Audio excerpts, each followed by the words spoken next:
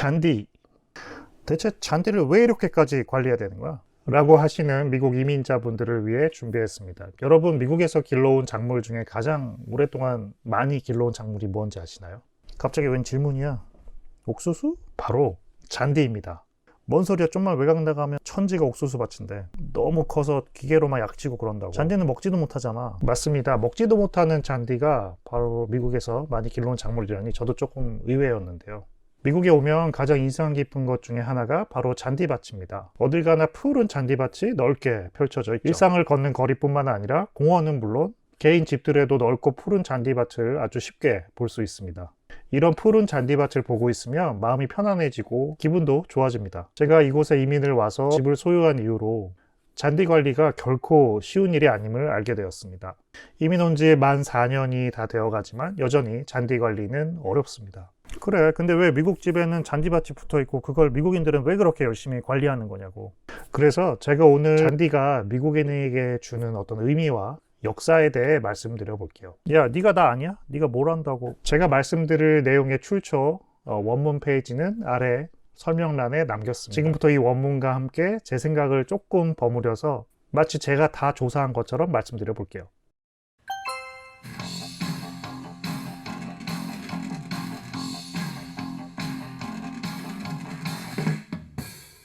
여러분, 그 위대한 개츠비 영화 혹시 보셨나요? 안 봤는데 넌 봤어? 저도 이제 보려고요, 사실.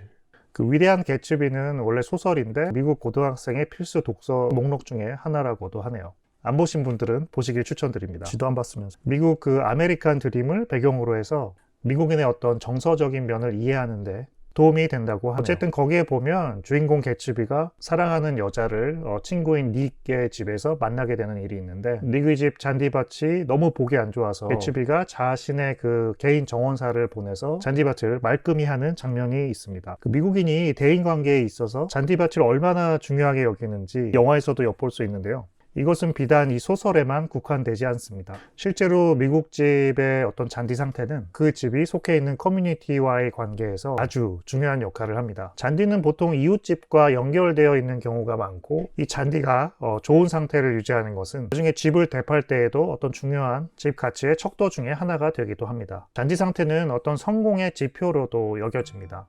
좋은 잔디 상태를 유지한다는 것은 당신이 경제적으로 여유가 있고 당신이 가진 재산을 잘 케어하고 있다는 것을 남들에게 보여주는 어떤 지표가 되기도 하며 동시에 다른 사람으로 하여금 나도 당신과 같은 부류라는 것을 보여주는 것이기도 합니다. 좋은 의미로요. 예를 들어 저같이 이민자인 경우에 잔디를 잘 가꾸려고 하는 것은 다른 이웃들, 다른 미국인들에게 나도 당신의 문화를 존중하고 당신들과 같은 것을 공유하고 싶다는 의미로 받아들여질 수 있다는 것이죠. 아유, 피곤하게 뭘 그렇게까지. 때로는 강제적이기도 합니다.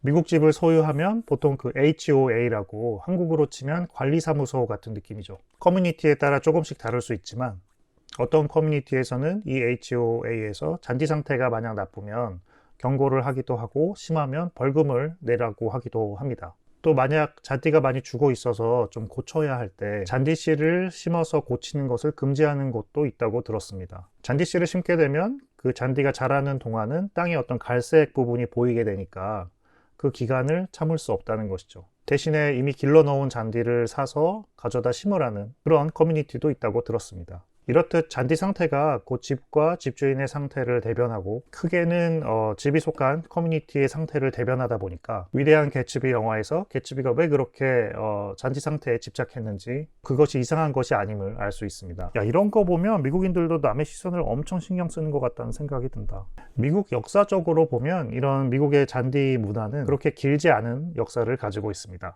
초기 유럽 식민지 시대에서는 오늘날의 이런 잔디밭이 쫙 깔린 그런 목초지대를 보기 힘들었다고 합니다. 초기 유럽의 정착민들이 미국 땅의 생계를 위해서 고향에 있던 가축들을 같이 데려와 키웠는데 이 가축들이 미국 전역에 널리 퍼지면서 기존에 있던 미국 땅의 많은 풀들을 먹어치우게 되었고 1년생이었던 이 풀들이 없어지자 가축들도 그 먹을 게 없어져서 굶어 죽는 경우가 많았다고 합니다. 그래서 정착민들이 고향에서 필요한 물품을 가져올 그런 목록 리스트 중에 잔디씨가 아주 중요한 것이었습니다. 그렇게 유럽의 잔디씨가 미국 땅에 수출되어 들어오게 되는데 배에 싣고 들어왔겠죠. 그런데 이때 씨만 가져온 게 아니라 민들레나 소위 말하는 잡초들까지 같이 딸려서 미국 땅에 들어오게 되었습니다. 그리고 순식간에 미국 전역에 유럽의 잡초들이 퍼졌죠. 와, 그럼 내가 맨날 나가서 뽑는 잡초들이 나름 유럽 출신인 거였네.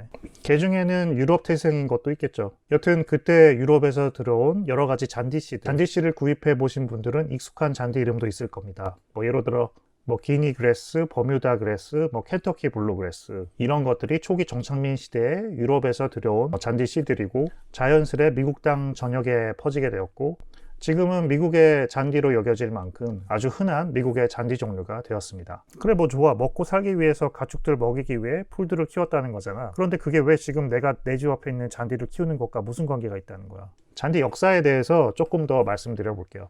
1820년대까지 유럽을 다녀온 미국인들은 거의 없었습니다. 그러나 유럽의 스타일은 미국인에게 있어 어떤 성공의 상징이고 아주 갖고 싶어하는 어떤 것이었습니다. 많은 분야에서 유럽의 스타일을 추구하거나 모방했는데 유럽의 문학이나 어떤 유럽의 풍경이 있는 그림 등을 통해서 이런 유럽 스타일이 전파되었습니다. 미국에서 하우스라고 하면 보통 집 앞에 개인 정원 공간이 있고 집 뒤로 야드가 붙어 있습니다. 이런 집의 스타일이 바로 그 시절 유럽의 전형적인 집 형태였는데 이 시대의 분위기에 맞춰서 이런 유럽 스타일의 집 형태도 자연스레 미국인들이 좋아하는 어떤 것이 되었죠. 그러니까 미국인들이 유럽 스타일을 좋아했는데 잔디밭이 있는 집도 유럽 스타일이었다는 건가? 자, 조금 더 들어보세요.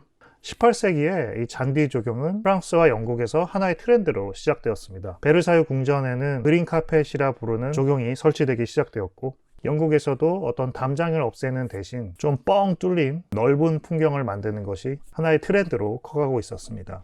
그리고 그 넓은 풍경에는 높은 나무 대신 바로 이 그린 카펫, 즉 잔디밭이 차지하게 되었습니다. 미국의 3대 대통령인 토머스 제퍼슨은 이러한 유럽의 변화를 목격한 몇 안 되는 미국인 중에 한 명이었습니다. 그는 이런 조경에 큰 감명을 받았고 그의 집인 몬티첼로에 이런 유럽의 스타일을 반영하게 되었죠. 미국 초대 대통령이자 미국 1달러 지폐에 나오는 조지 워싱턴도 이런 유럽의 스타일을 좋아했고 영국의 정원사를 고용해서 사유지를 이런 그린 카펫이 있는 스타일로 만들려고 지시하기도 했습니다. 이런 미국 리더들의 잔디 사랑은 전 미국의 이런 잔디 사랑 트렌드를 만들기 시작했습니다. 그리고 많은 미국의 부유층들에게 무언가 카피하고 자신의 부를 과시할 수 있는 어떤 수단을 마련해 주게 된 셈이었죠. 그러나 잔디는 가꾸기가 쉽지 않습니다. 요즘이야 유튜브나 어떤 다양한 매체들을 통해서 잔디에 대해 스스로 공부하고 여러 가지 자료를 얻을 수 있지만 19세기만 해도 이런 정보를 얻기가 쉽지 않았습니다. 그래서 집에 잔디를 심고 가꾸려면 이런 지식이 있는 전문가들을 고용해야 했죠. 돈이 많이 드는 일이었기 때문에 1860년대 남북전쟁 이전까지 자신의 집에 이런 개인적인 잔디밭을 갖는 것은 아직까진 중산층에게까진 뻗치진 못했습니다. 그러니까 잔디라는 것이 어떤 부의 상징이었다는 거네.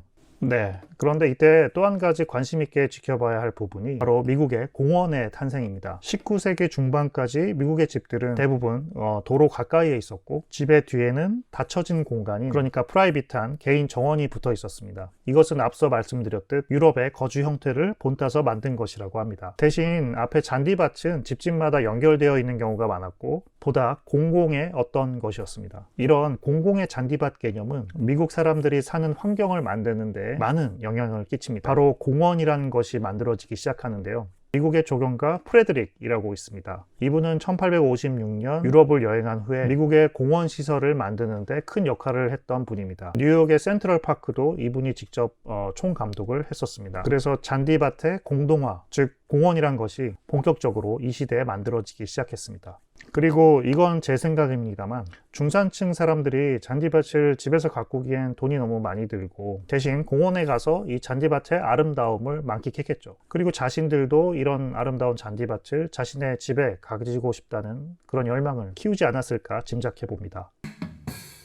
남북전쟁 이후 19세기 말 무렵에 미국의 그 철도 재벌들과 여러 공장주들은 그들의 사업이 급속도로 성장하기 시작하는 것을 보았고 그런 번영을 보여줄 수 있는 어떤 물질적인 상징물이 필요했습니다. 잔디밭이 바로 그런 역할을 하게 된 셈이었죠.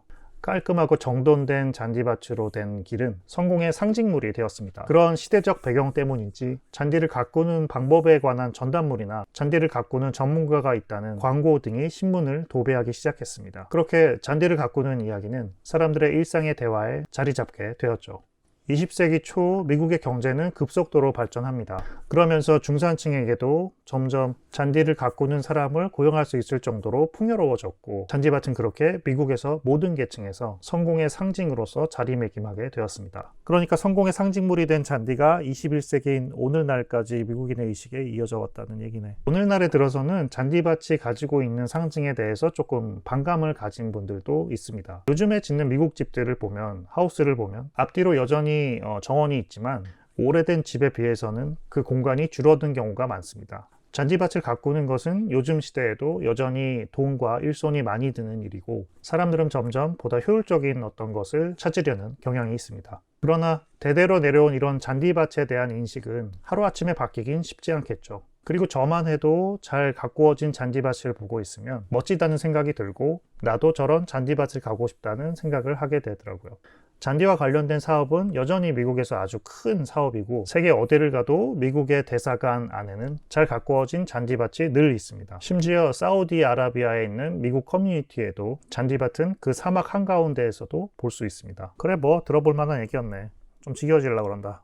이제 슬슬 마무리해라. 요즘 제가 사는 미시간은 가을로 접어들면서 잔디를 가꾸기에 아주 적합한 시즌이 되었습니다. 저도 집 앞쪽에 잔디가 많이 죽어서 잔디씨를 심었는데, 그런데 이게 말이 쉽지 잔디씨를 심으려면 기존 죽은 잔디를 걷어내고 평탄화 작업도 해야 되고, 잔디씨를 뿌리고 그 위에 흙을 덮고 마르지 않도록 물을 계속 주어야 하는 등 많은 과정과 일손이 필요합니다. 쉽지 않은 일이긴 하지만 그래도 이렇게 잔디를 관리하고 있으면 제 주변의 이웃들이나 지나가는 사람들이 쉽게 말을 걸어오는 경우가 있습니다. 저에게 자신들이 아는 잔디에 대한 노하우를 전해주기도 하고, 좀 더 미국 커뮤니티에 동화되는 그런 느낌을 받습니다. 혹시 요즘 잔디 관리를 하시는 분들이라면 여러분의 잔디가 항상 푸르기를 기원합니다. 말씀드린 이야기가 여러분의 잔디 관리에 어떤 동기부여를 하는데 또 힘이 되었으면 좋겠습니다. 오늘 영상은 여기까지입니다. 시청해주셔서 고맙습니다. 안녕히 계세요.